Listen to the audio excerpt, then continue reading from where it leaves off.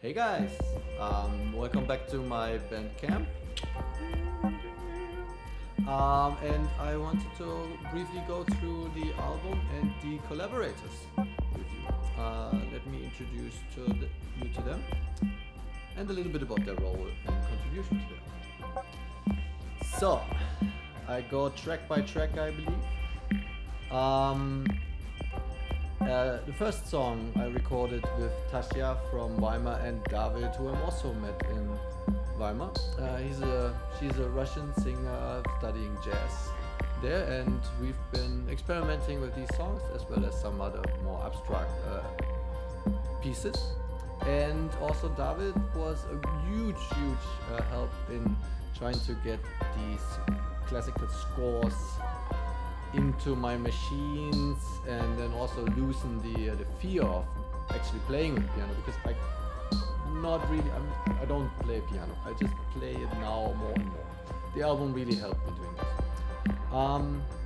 this. Second song I recorded with Ambora Battaglia, who's a quite very sophisticated producer herself. That also gave me a lot of perspectives on how to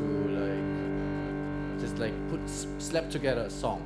Before I was doing very continuous modular music, and this just really opened my eyes, and I got myself disciplined to think in songs, which is the first time I actually really thought about how songs are structured and not just what I want to do and just get out of my head. So Ambora from Argentina, now living in Berlin. You should check out her other stuff. Just find her name, you'll find her primary artists or other projects. She's really active, running her own label and so on. Third song I actually just left there as an instrumental. I think I left out the actual second song of the EP, of the original score, which is just an artistic decision. It didn't really bother. The third song I recorded only with David and myself and some synths. So it's an instrumental piece. You should really check that out.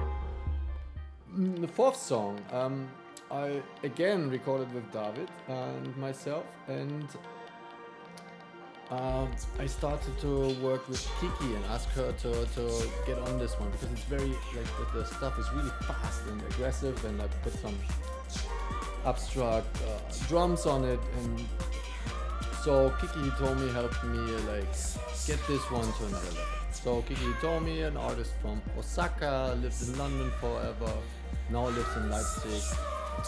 Also check her stuff out, of course. It's never bad to know what other people do, It's all great artists I invited because I get inspired by it. And I'm really happy that they wanted to contribute and still are happy with the result. Guess that's also why the album took so long, because I really wanted to be sure everybody feels comfortable with the outcome. There's so much going back and forth, manipulation of audio, and you know how it is. Okay, well, I gotta continue. Next one was a great honor for me to do that with Hannah Palme from Vienna. It's the first time she ever sung in German. She's usually just singing in English, making some she's a wonderful songwriter, and that song is about holding a baby in the hand for the first time. Ironically, a year later, after recording this album, she got pregnant and now is a proud mother of a child, and I think you can sort of hear this in the song.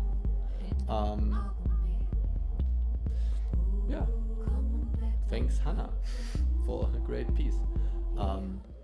Then the sixth song, I again put an instrumental track. I think the album has a bit more dynamic, just not slapping song after song, but also working on them instrumentally. It's also mixed between electronics and piano. I'm not 100% sure if I played the piano on this track or parts of it only. It's a bit of a blur because I've been constantly inviting people to jam and play them. We played them in Berlin in Platoon Kunsthalle in around 2015. in 2016 or 17, I think we played it at Jetzt Musik Festival. David and I tried to jam them just instrumentally at the SWR. And then I also invited a bunch of, I invited Tasya, Ampora, and Hannah, and Judith Filimonova to Vienna, and we tried to play these songs as a group. So they've been gone through some iterations up to this point where you can actually hear them now. Like 7 years of files survived. I'm surprised the internet didn't chop them all up.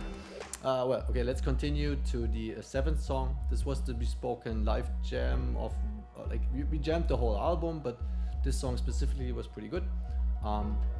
We jammed this song in Berlin at the piano bass event that we did at Platoon, together with Thomas Pristin on clarinet, Wieland Jubelt on percussions inside the piano, Rahel Hutter playing the piano actually, on the keyboard, so one person playing on the keyboard, and Karen singing on the track, and myself bouncing in drums into the machine, and also like sometimes hitting it, I guess.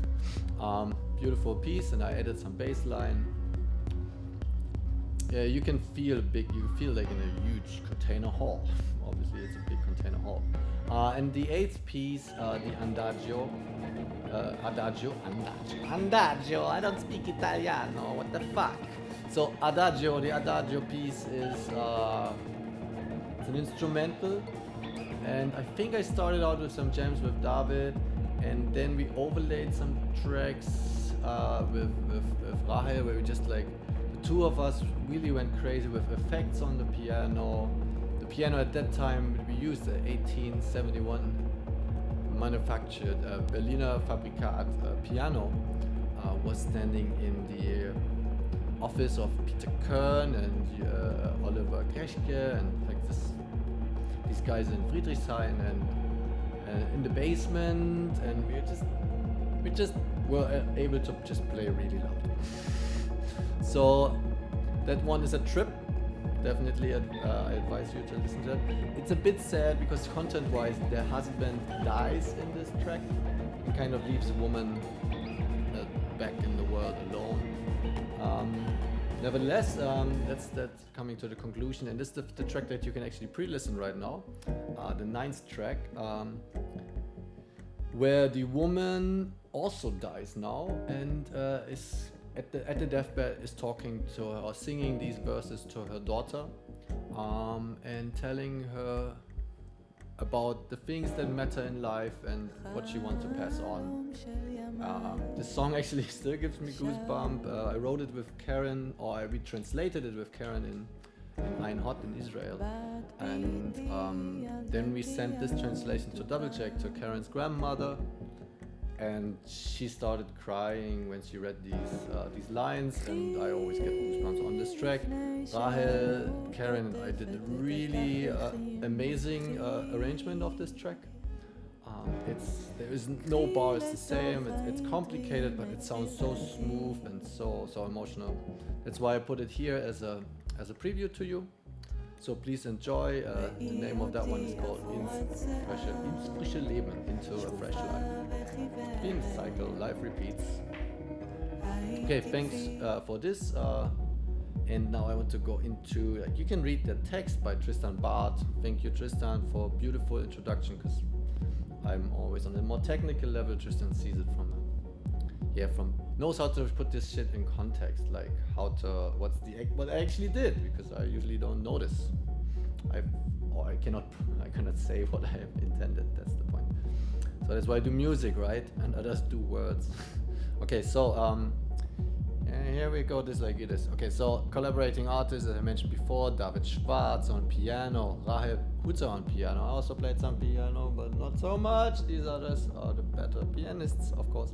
So Tasya on voice, Thomas Pristin, my long dear collaborator and friend Thomas, on clarinet, Kiki Hitomi and Karen Dunn and Hannah Palmer on voice.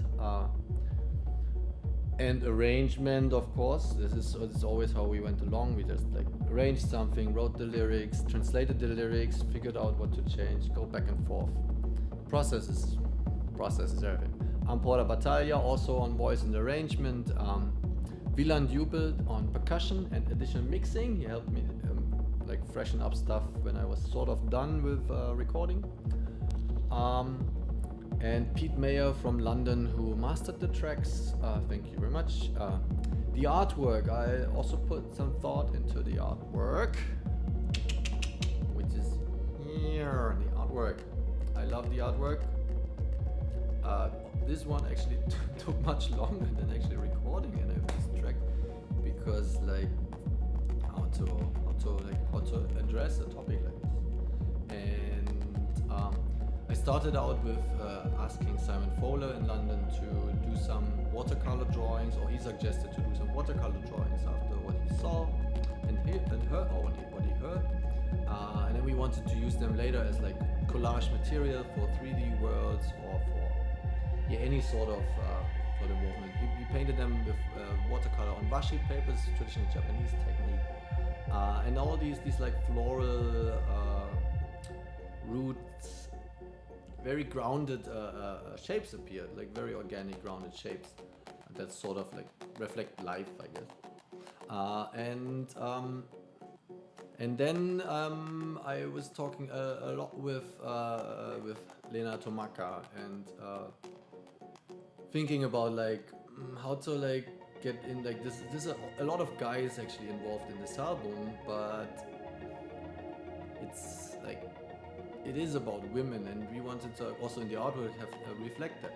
So we started looking for fonts, and then in the end ended up with Pauline Lepap, Lepap's font called Teal.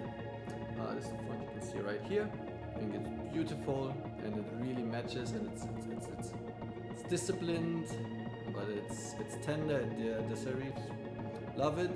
I will use much more of this crap in the following the distributions for this album, and we play around with much more on print and on fabrics. Love it. So in the end, it took a few months, and then we ended up here. And as a backside to the album, which I don't have here right now, but I think it's somewhere in the downloads. I will send it to you while on the website later on when the website is ready. So again. Also thanks to Nemanja Stojanovic from Serbia. He helped like finding ideas how to put typography there. Yes, we could call him the graphics advisor on this project. I also would like to thank all the other artists that contributed in playing some of the pieces, or like working on visual stuff, and also like promoting events that led to this album. So Judith Filemonova, first of all, Ruth Pierce from Innsbruck, and Christoph Egger, who came to Vienna as well, Stefan Karl for inviting us there, Lola Rossi for taking some photography that I will republish on my Instagram at some point. Publish them when the concerts were happening already. Marcel Dato and Christoph Frank from Platoon in Berlin. Jan Gerner from Chatari in Leipzig for hosting us and for the intellectual support, and Benin Weisbach in Vienna for the emotional support on like going forward with this album. I hope you enjoyed that small guiding. So, sayonara, till we meet again.